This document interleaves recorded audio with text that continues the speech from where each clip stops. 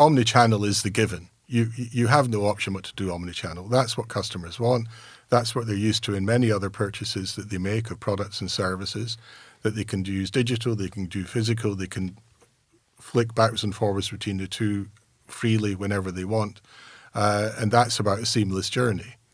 And seamless journey implies that you've got sharing of data. It implies that the processes are properly integrated, that your objectives are aligned, and agency happens to be a good way and arguably the most watertight way, short of completely direct like Tesla, of delivering omnichannel. You can do it with modifying the franchise as well, so that's still an option.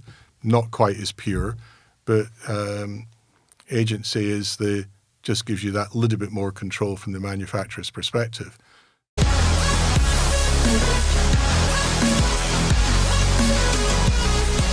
Thanks for joining us today for the News Show podcast. It's a pleasure, Tom. Great to see you. Great to see you face to face after all this time. We've had a few emails and a few conversations over that time, but good to catch up at last. It is sort of hopefully the start of a return to normality. Absolutely, yeah. Let's hope we get all the AM events out of the way this year without any disruption. I feel like we're getting together at the start of a year where I guess a lot of particularly the agency model conversation has come on over the last 12 months, and there's been a real progression of that, and many retailers, I guess, starting to understand where they might stand and where their business is headed. So can we consider already that 2022 might be the year that we start seeing more of that creep in at an accelerated pace, or are we still at the start of a journey? I think we're still at a start, I would say. I mean, 2 years ago, almost to the day, we had a members meeting where we presented our radical thoughts on the future, and part of that was agency.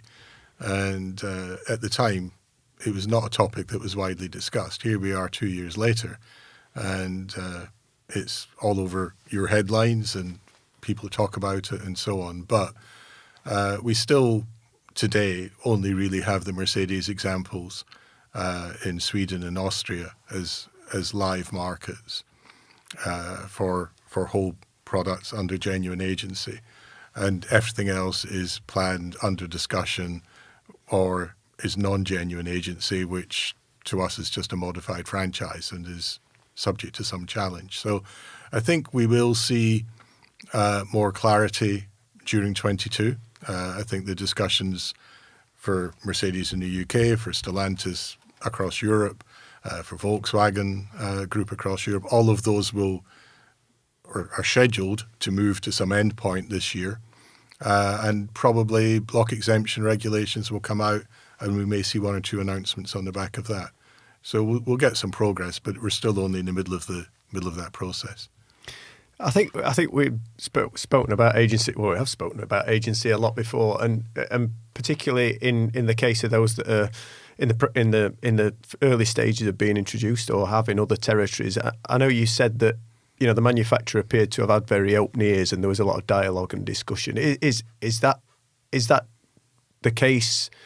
On a case-by-case basis, or does that have to be the way this happens? You can't dictate to the retailers exactly what's happening. Does there need to be a two-way conversation here? I think there should always be a two-way conversation between the manufacturers and the dealers. They each have a legitimate perspective on the market, and it doesn't matter whether you're talking about agency or talking about franchise standards, but it should be a two-way exchange. Unfortunately, in many cases over the years, it's not been. I recall one sales marketing VP who said that the only time he ever met the dealers was in court, which is not a good scenario, but it's also not a unique scenario.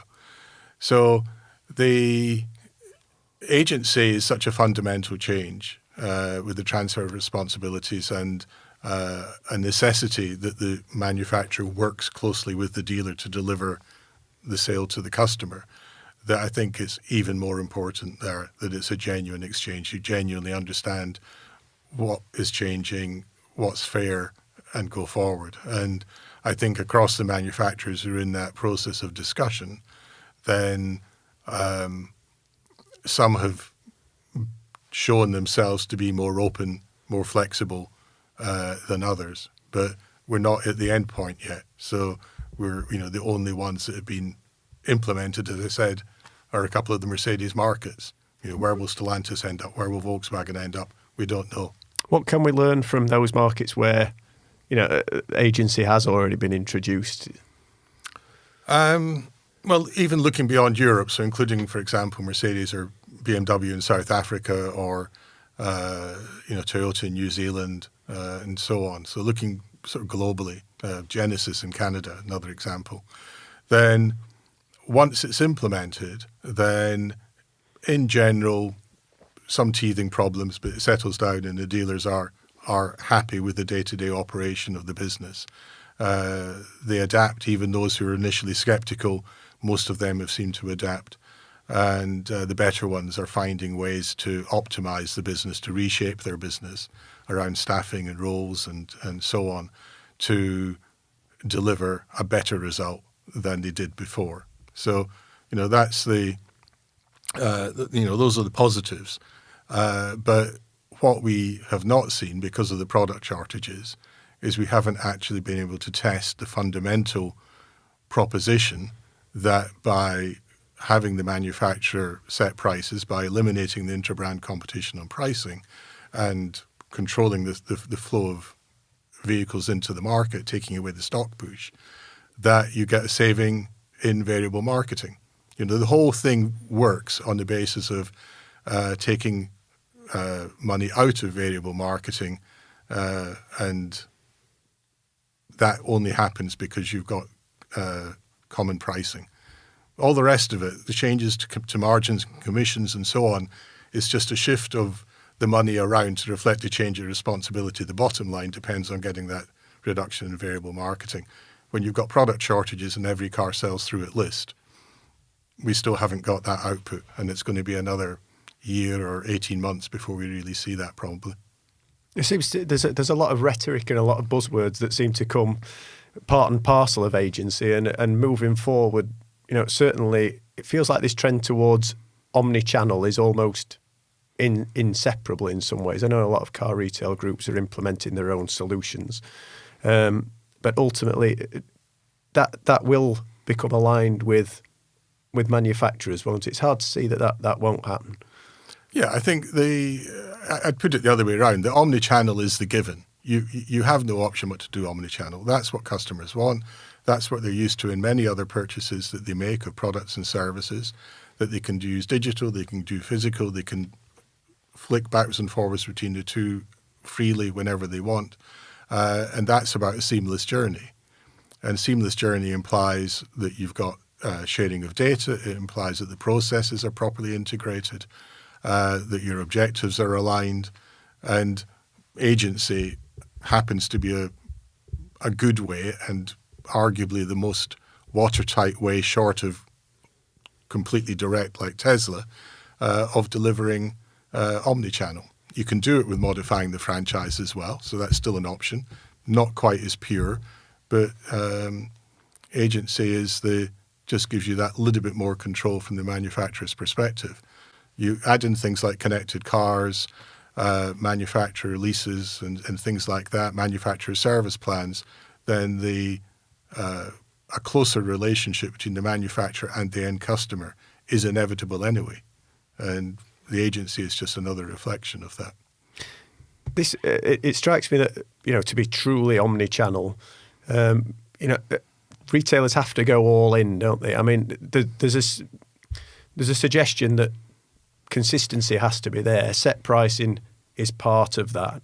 But also, I guess, a set price for part exchange. You can't scrutinise customers who come in and negotiate in the showroom, can you, if you want a true omni-channel process? In principle, yes. So if you want to get truly consistent pricing, then the price of the car itself, the finance deal, and the trade-in all have to be bundled together. And if the customer goes online or the customer goes to another retailer, they're going to get the same offer. But in practice, you cannot force that. You can't force the retailer to propose to the manufacturer the complete deal, including the part exchange. If they want to decouple it and the customer is happy to decouple it, and then they put a bit more money into the part exchange, then that's not something you can stop. And frankly, I'm not sure that it really matters. If I look at it from the consumer's point of view, if what I see on the price of the vehicle is consistent across the channels, then I think most consumers would actually understand if they got a different value for the part exchange from this retailer, that retailer, the online channel, and WeBuyAnyCar.com. So it spoils the purity of it, if you like. I'm not sure it actually spoils the customer experience. Yeah. And so I think we've got some distance to go on that, because I know that dealers are worried about manufacturers getting more involved in used cars, and agency might allow them to do that. But all the manufacturers that we speak to do not want to get involved in used cars. Agency brings enough responsibilities and complexity to their business, and they are trying to find ways to get, do back-to-back deals and get rid of any trade-ins on and off their books in a microsecond. How much from we touched on this in the group discussion, which will go out as part of the podcast, but how much is the introduction of agency with certain brands going to change competition and also change, perhaps the appeal of certain brands to car retail groups as well? I think it depends how agency is implemented.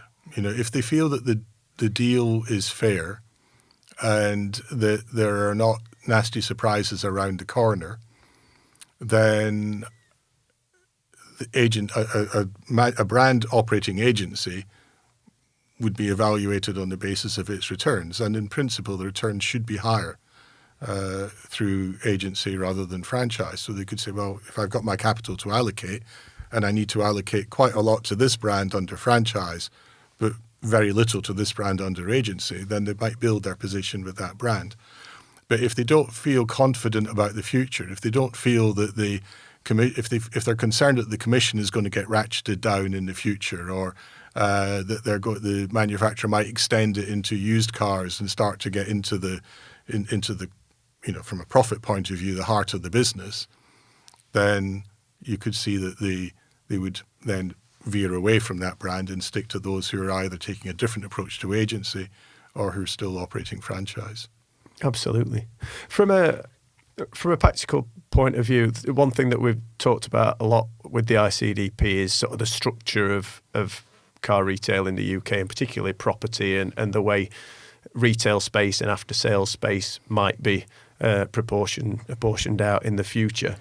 Do you think this year, is it early enough for car retail groups to really get on the front foot and start thinking about how they might do that, even before any decisions are made by an OEM? Do we need to start thinking about an after sales facility across multiple brands and satellite stores and things like that? Is that something that retail groups can move on now to get ahead of the game, as it were? In some cases, they're restricted by the requirements of the franchise in terms of what they can do. But we've been saying for some time that the property is the ticking time bomb, and at some point, and now, this year, next year, 5 years' time, at some point, there's going to be a fundamental reshaping of the physical footprint requirement. And what you don't want to be is the dealer who at that point is trying to get out of long leases or get out of freehold property for which there is now no demand. And one of the things that we have in the UK over the last several years is the development of these, sort of auto malls, if you like, all dealership sites, all clustered together. And if the need for those goes away, then that's quite challenging, even just from a planning point of view, to then repurpose that site for something else. So I think that with every property decision that any investor or dealer management is making here forwards, then they've got to say, what happens if I no longer need that site? Can I think of an alternative use for it? Should I sign up to a new lease on that? Should I actually quit the franchise rather than meet the demand of the manufacturer who's coming along and asking me to spend £5 or £10 million on a new facility that I think I will end up with the responsibility of getting out of when they change their mind on their requirements in 2 or 3 years' time. So I think every decision needs to be scrutinised, and where there's opportunities to get out of expensive sites, then I'd look long and hard at those. Great stuff. Is that a key takeaway for this year, do you think? Start looking at the structure of your business. Alongside lots of other key takeaways we talked about, like watching your used car profile and so on, then yes. Absolutely. Unfortunately, it's a complex business and we've got to sort of manage many different topics, but that's certainly one we shouldn't lose sight of in amongst all the other things that need to be addressed. And another challenging year in car retail ahead. Why not? Great stuff. Thanks ever so much for your time, Steve.